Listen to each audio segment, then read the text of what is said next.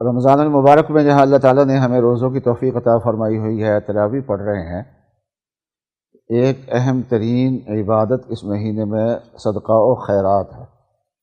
رسول اللہ صلی اللہ علیہ وسلم نے اس مہینے کی خصوصیات میں ایک خصوصیت یہ بھی بیان فرمائی کہ شہر المواسات، یہ دوسروں کی غمخواری کا مہینہ ہے، دوسروں کے دکھ کو سمجھنے کا اور دکھ بانٹنے کا مہینہ ہے۔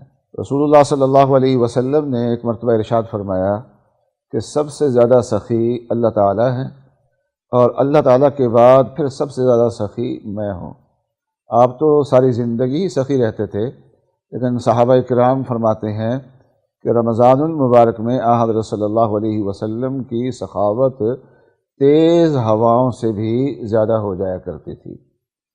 عام طور پہ جب ہم سخاوت کا اور صدقہ کا، خیرات کا، دوسروں کے ساتھ ہمدردی کا سنتے ہیں اور اس کے فضائل سنتے ہیں تو فوراً ذہن میں آ جاتا ہے کہ یہ مالداروں کے لیے ہے، ہمارے لیے نہیں ہے۔ حالانکہ ایسا نہیں ہے، انسان زیادہ مقدار میں صدقہ کرے یا تھوڑی مقدار میں کرے، اللہ تعالیٰ دل کے حال کو جانتے ہیں، انسان کی مالی حالت کو جانتے ہیں۔ ایک حدیث شریف میں ہے کہ اتقوا النار ولو بشق تمرہ، کہ اپنے آپ کو دوزخ کی آگ سے بچاؤ، اگرچہ اللہ کے راستے میں ایک کھجور نہیں بلکہ ایک کھجور کو توڑ کے اس کا ایک حصہ ہی اللہ کے راستے میں خیرات کیا ہو۔ اور ظاہر بات ہے کہ کھجور نہیں بلکہ اس کا ایک حصہ توڑ کے کسی کو دے دینا، یہ تو ہم میں سے ہر آدمی کر سکتا ہے۔ جس آدمی کو اللہ تعالیٰ نے 2 روٹیاں دی ہیں، ایک کسی اور کو دے دے، یا 1.5 خود کھا لے، آدھی کسی اور کو دے دے، یہ کام ہر انسان کر سکتا ہے۔ تو اس مہینے میں جب اللہ تعالیٰ ہمیں روزہ رکھ کے بھوک اور پیاس لگتی ہے تو اس میں یہ پتہ چلتا ہے کہ فاقے کیسے چیز ہوتی ہے، اور جن کو کھانے اور پینے کے لیے نہیں مل رہا ان کا کیا حال ہوتا ہوگا۔ تو اس لیے دوسروں کے غم کو دیکھنا چاہیے۔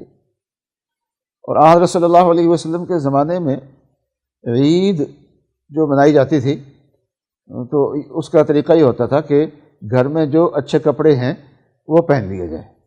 اور حضرت صلی اللہ علیہ وسلم کا ایک جبہ شریف تھا، وہ جمعے کے موقع پہ بھی آپ پہنتے تھے، عید کے موقع پہ بھی پہنتے تھے، اور بیرونی مہمان جب آتے تھے تو ان سے ملاقات کے وقت بھی حضرت صلی اللہ علیہ وسلم وہ جبہ زیبتاً فرما لیتے تھے۔ لیکن ہمارے ماحول میں نئے کپڑے بنانا، بچوں کے نئے کپڑے بنانا، بچیوں کے لیے چوڑیاں خریدنا، ان کے زیورات قسم کی چیزیں لینا، یہ ایک عام ماحول بن چکا ہے۔ اور ایک غریب آدمی جو ہے، مزدور آدمی، وہ ان چیزوں کو اپنے بچوں کو مہیا نہیں کر سکتا۔ تو ہمیں اس کا جائزہ لے کے اگر کسی غریب کے گھر میں ہم نے خوشی پہنچا دی تو اللہ تعالیٰ اس کے بدلے میں ہمارے لیے فراخیاں پیدا کر دیں گے۔ اس لیے غمخواری کا بھی اس مہینے میں ہمیں خصوصیت سے اہتمام کرنا چاہیے، اور گرد و پیش میں اور اعزاء و اقارب میں ہمیں دیکھنا چاہیے۔